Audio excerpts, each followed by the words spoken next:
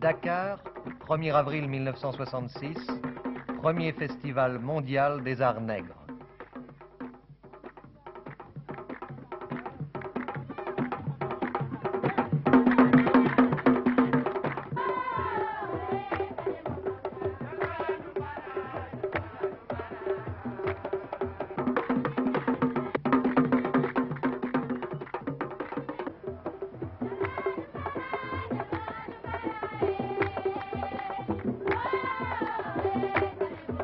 Ce premier épanouissement public de la négritude, cette première confrontation entre les cultures négro-africaines, un homme en est depuis des années l'artisan inlassable.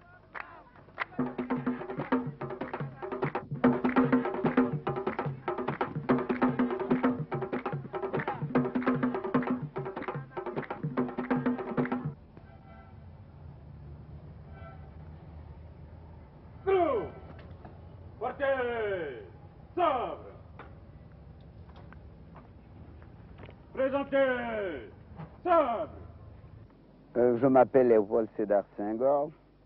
Je suis aujourd'hui président de la République du Sénégal.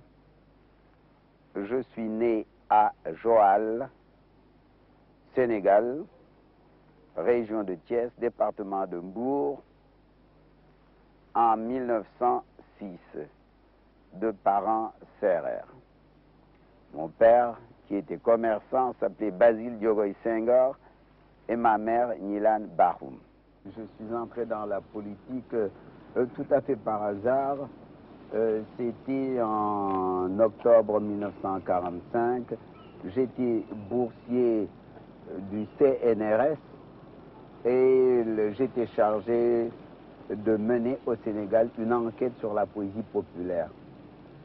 Et comme j'avais fait partie de la commission chargée d'étudier la représentation des colonies à la première assemblée constituante, mes compatriotes m'ont demandé de me présenter avec Maître Lamine Gueye. C'était ainsi que de fil en aiguille, j'ai été député, membre du gouvernement français, secrétaire général de l'Union progressiste sénégalaise et président de la République.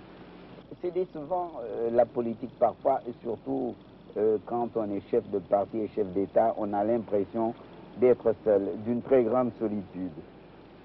L'Afrique noire est mal partie. L'essentiel est qu'elle soit partie.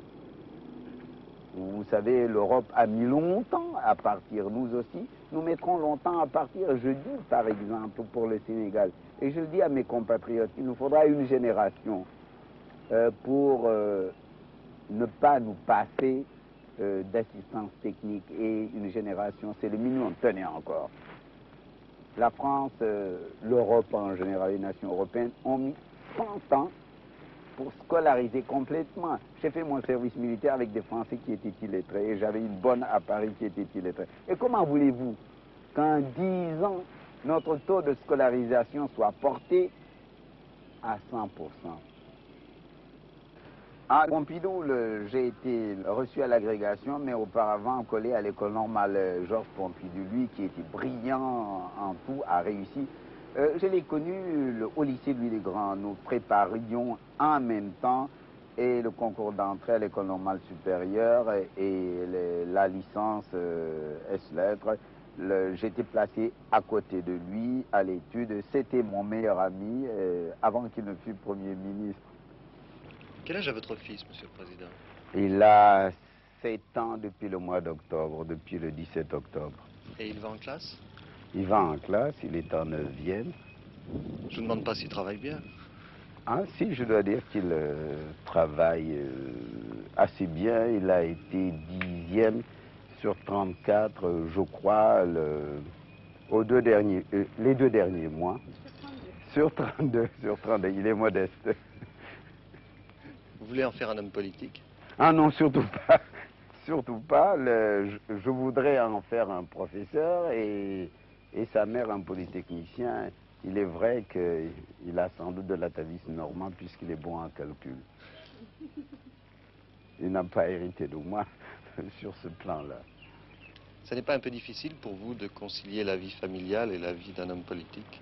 Ouais, c'est toujours difficile de concilier la vie familiale et la vie d'un homme politique, en ce sens qu'on n'a pas assez de temps à consacrer à sa famille, et je pense que les épouses des hommes politiques, ce n'est pas une situation très agréable.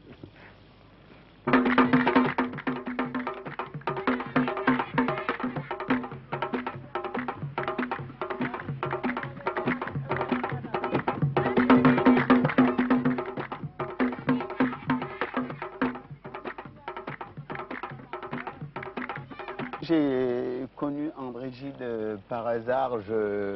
J'étais jeune professeur à Tours. Il devait venir en Afrique et il m'a écrit pour me demander des renseignements. C'est ainsi que j'ai fait sa connaissance et c'est ainsi que nous nous sommes revus parfois.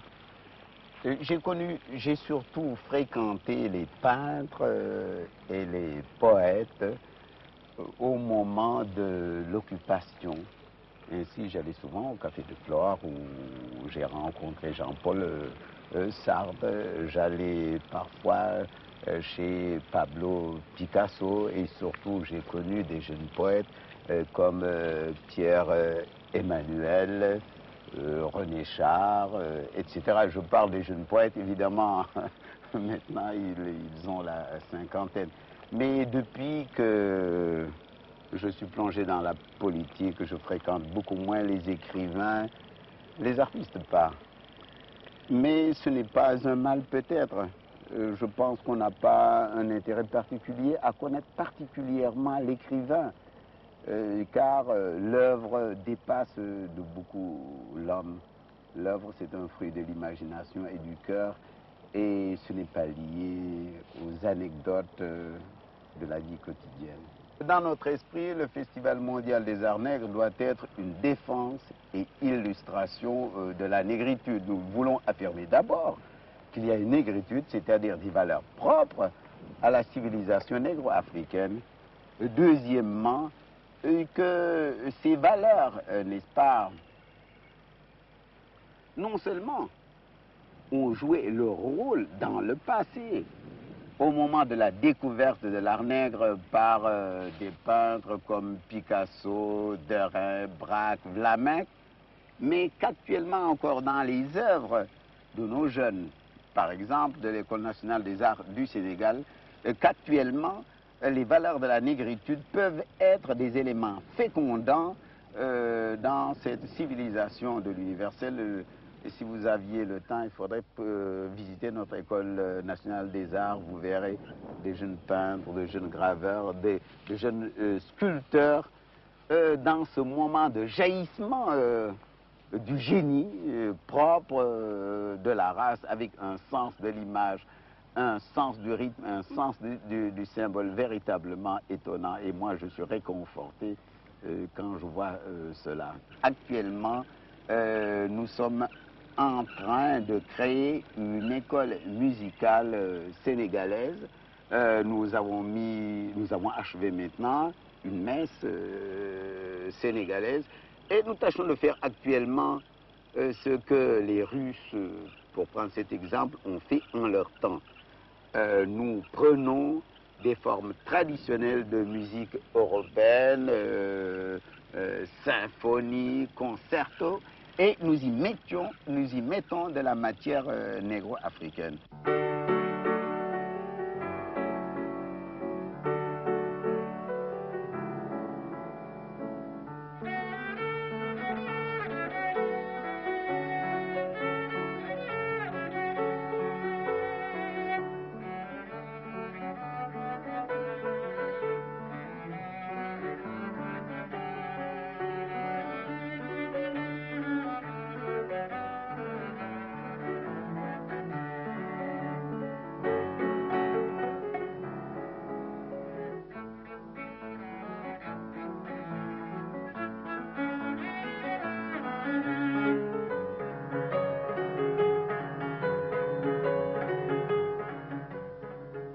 En somme, nous sommes en train de revivre l'aventure de la Renaissance ou l'aventure de l'éveil des nationalités au XIXe siècle. C'est quelque chose de très exaltant. On se sent non pas en repos, mais on se sent plus homme parce qu'on se sent en pleine activité, cherchant, créant, et nous pensons que c'est là justement le destin de l'homme.